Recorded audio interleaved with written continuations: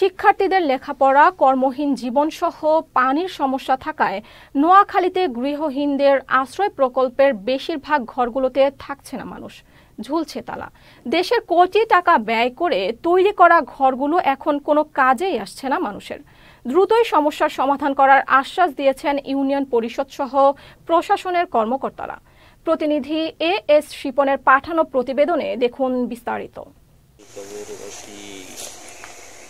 বিগত সরকারের আমলে সারা দেশের মতো নোয়াখালীতে গৃহহীন ভূমিহীনদের জন্য আশ্রয় প্রকল্পের আওতায় 50টি পরিবারকে বাসযোগ্য বাসস্থান তৈরি করে দেওয়া হয়, লিখে দেওয়া হয় জমিও। কিন্তু সেই ঘর এখন তালার রাজ্য। হাতে গোনা কয়েক পরিবার জানিয়েছে অভিভাবকদের কর্মহীন জীবন, সুপেয় পানির অভাব সহ ছেলে মেয়েদের শিক্ষা ব্যবস্থায় সমস্যা সহ নানাবিধ সমস্যা থাকায় এখন 10 থেকে 15টি পরিবার ছাড়া এখানে আর কেউ থাকছেন না। ফলে ঘরগুলো পড়ে আছে তালাবদ্ধ। অনেকে আসা যাওয়ার মধ্যে আছে, অনেকে আবার নাই। হ্যাঁ, ওনারা বন্যার পরে দিয়ে আসে গেছে, আসা যাওয়ার মধ্যে আছে, আর সব এইভাবে আছে। আমরা শুধু এনে কাই না কাই আই কমে যাইব না আছে আর নাই হোলাইনে ঠিক মতন হলা হোলাইন 2 মাইল 3 মাইল আড়ি যাইতে হোলাইনের কষ্ট হোলাইনটা মারি ধরে দিয়ে রান লাগে হুকুন নেই কলগুলো হয়ে পানি ভালো না এমনকি পানিলে যাইতে হয় আরেক জায়গা কথা বুঝছেন নি। এর ফলে যে আপনার রাস্তার সমস্যা, বেশিরভাগ আমাদের পানির সমস্যা, রাস্তার সমস্যা, এবার পুকুরের সমস্যা, এগুলো সমাধান করার কথা ছিল, একটা কবরস্থান দেওয়ার কথা ছিল, কিন্তু কোনোটাই আমরা পাইনি। মানুষ ব্যাকে মানুষ আইয়ে না খাইয়ে না, মানুষ আইব কিভাবে, থাকবো কিভাবে? এখানে রুজির কোনো ক্যাপাসিটি নাই, তারপরে আমরা কোনো ফুসকুনি নাই, কল নাই, পানির কষ্ট।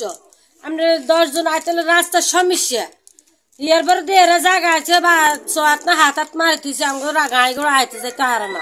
বিভিন্ন অসুবিধার কারণে এখানে কেউ বসবাস করতে পারছেন না বলে জানিয়েছে স্থানীয় জনপ্রতিনিধি।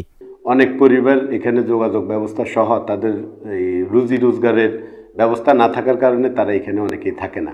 এটা আমরা নানান সময় নানানভাবে সরকারের বিভিন্ন সংস্থাকে আমরা জানিয়েছি।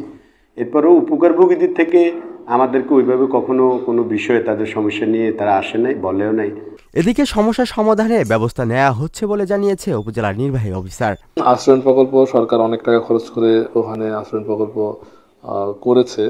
তো এটা আসলে রক্ষণাবেক্ষণ এবং ওনাদের যে সুযোগ সুবিধা যেগুলো আছে আমাদের কাছে সময় সময় যখন ওনারা অবহিত করে আমরা চেষ্টা করি কিছু আমাদের ফান্ড থেকে বা যেভাবে হোক আমরা বরাদ্দ দিয়ে কিছু কাজ করার জন্য। আর বড় পরিসরে কোনো সমস্যা থাকলে সেটা যদি বড় ধরনের ফান্ডের প্রয়োজন হয় তাহলে আমরা আশ্রয়ণ প্রকল্পকে লিখব যে এই বিষয়গুলো ইমিডিয়েট সমাধান করার জন্য। দেশের মানুষের ট্যাক্সে নির্মিত সম্পদগুলো প্রশাসনের অবহেলায় যেন নষ্ট না হয় এমন প্রত্যাশা স্থানীয়দের। Mishuk Howlader, channel S news desk.